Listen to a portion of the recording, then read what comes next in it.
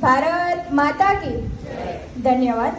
प्रदिव्य शक्ति धायिका प्रसन्नता विधायका सुखस्या सुधा प्रदा सुचारु कर्म भूषितम सुपंचशील्य पांचजन्य घोष नंदिता प्रजा प्रणम्यातम प्रविण्यतम च भारती वसुंधरा। પોતાની દિવ્ય શક્તિઓથી સમગ્ર વિશ્વમાં ઉજાગર થનારી માં ભારતીના ચરણોમાં વંદન। અત્રે ઉપસ્થિત કચ્છ યુનિવર્સિટીના કુલપતિ આદરણીય શ્રી મોહનભાઈ પટેલ સાહેબ તેમજ રજિસ્ટ્રાર આદરણીય શ્રી અનિલભાઈ ગોર સાહેબ, સર્વે અધ્યાપકશ્રીઓ, અતિથિગણો તથા વિદ્યાર્થી મિત્રો, 15 ઓગસ્ટ 1947 આપણી સ્વતંત્રતા હજારો વર્ષના સંઘર્ષનું પરિણામ છે। એ મુગલોથી લઈ મુસ્લિમ હોય કે ડચથી લઈ અંગ્રેજ, કેટલાય પ્રકારના અને કેટલાય પ્રદેશના આક્રમણખોરોને ખસેડી અને આ ભારત વર્ષ સ્વતંત્ર બન્યું છે। મિત્રો, આ આઝાદી માત્ર કોઈ કાગળ પરના હસ્તાક્ષરથી જ નથી મળી। આ આઝાદી પાછળ અનેક વીરોના બલિદાનનું પરિણામ છે। દેશ માટે મરનારા ક્રાંતિવીરો બાય ફોર્સ નહીં, બાય ચોઇસથી ફાંસીના ફંદા પર પડ્યા હતા। અરે, તમને અમેરિકા અને અમદાવાદ બે ચોઇસ મળી તો તમે કોને પસંદ કરો? આઈફોન અને એન્ડ્રોઈડ માંથી તમે કોને સિલેક્ટ કરશો? એ અમદાવાદની સાબરમતીની જેલ ને એસો આરામની જિંદગી, આ બે માંથી તમારી ચોઇસ કઈ હશે? એ લોકો પાસે પણ ચોઇસ હતી। એ ભગતસિંહ જેને ઇશ્કના બદલે ઇન્કલાબ આપ્યું, એ સુખદેવ જેને કોઈ પ્રિયતમાનો હાથ પકડવાને બદલે ફાંસીનો હાથ પકડ્યો, એ રાજગુરુ જેને યુવાનીના બદલે દેશ માટે કુરબાની પસંદ કરી, એ સરદાર શ્રી રાણા ચંદ્રશેખર આઝાદ મેડમ કામા કેટલાને યાદ કરવા। આજનો દિવસ આવા દરેક વીરોને સમર્પિત છે કે જેને પોતાના રાષ્ટ્ર કાજે પોતાના ધગધગતા લોહીના લૈયામાંથી પોતાના પ્રાણોની આહુતિ આ યજ્ઞમાં હોમી દીધી। અને સાહેબ, જ્યારે આ વીરો ઘરેથી નીકળ્યા હશે ને, ત્યારે એટલું તો ચોક્કસપણે કહીને નીકળ્યા હશે કે નથી જાણ્યું અમારે પતસી આફત ખડી છે, બસ ખબર છે એટલી કે માતની હાકલ પડી છે। જીવેમાં માવડી એક જ મરવાની ઘડી છે, બસ ખબર છે એટલી કે માતની હાકલ પડી છે, બસ ખબર છે એટલી કે માતની હાકલ પડી છે। મિત્રો, આપણે આઝાદ તો થઈ ગયા, પરંતુ એ આઝાદીના 7 દાયકાઓ બાદ પણ શું આપણે ક્યારેય ખરેખર આપણી જાતને એક સવાલ કર્યો છે કે શું આપણે ખરેખર આઝાદ છીએ ખરા? શું વર્તમાન ભારતમાં દરેક કામ પૂરેપૂરી નિષ્ઠા અને ઈમાનદારીથી થઈ રહ્યા છે? શું આઝાદી માત્ર ભૂતકાળ બની ગઈ છે? એક બાજુ આપણે કહીએ છીએ કે આઝાદ છીએ અને બીજી બાજુ ભ્રષ્ટાચારે આપણા દેશના રક્તમાં ઝેર ભરી દીધું છે। આજે આપણી સામે સવાલ એ પણ આવે છે કે શું આપણે રાજકીય રીતે પણ આઝાદ છીએ ખરા? આને રાજકીય આઝાદી કહું કે એના નામે ભ્રમિત કરવા માટે આપેલી માત્ર એક નાટ્યાત્મક મુક્તિ?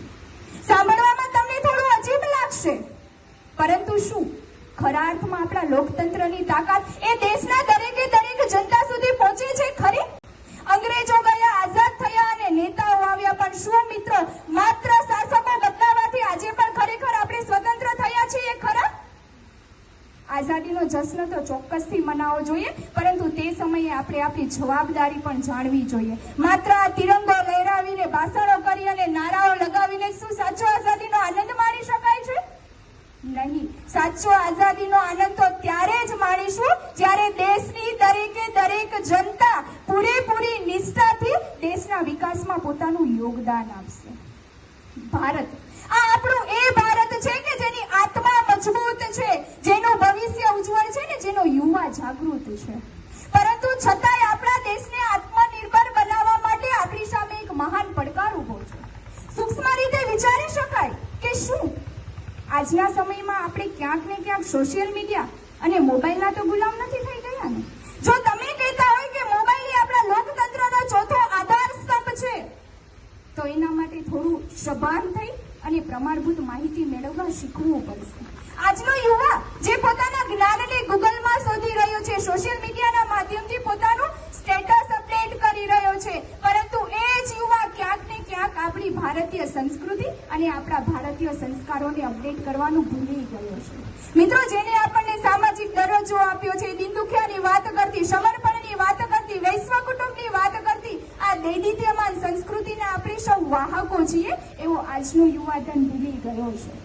પરંતુ મિત્રો યાદ રાખજો, આપણું સાચું રાષ્ટ્ર નિર્માણ ત્યારે જ થશે જ્યારે આપણે આ દૈદિત્યમાન સંસ્કૃતિના વાહકો બનીશું અને દીન દુખિયાના આંસુ લૂછવા માટે હંમેશા તત્પર રહીશું.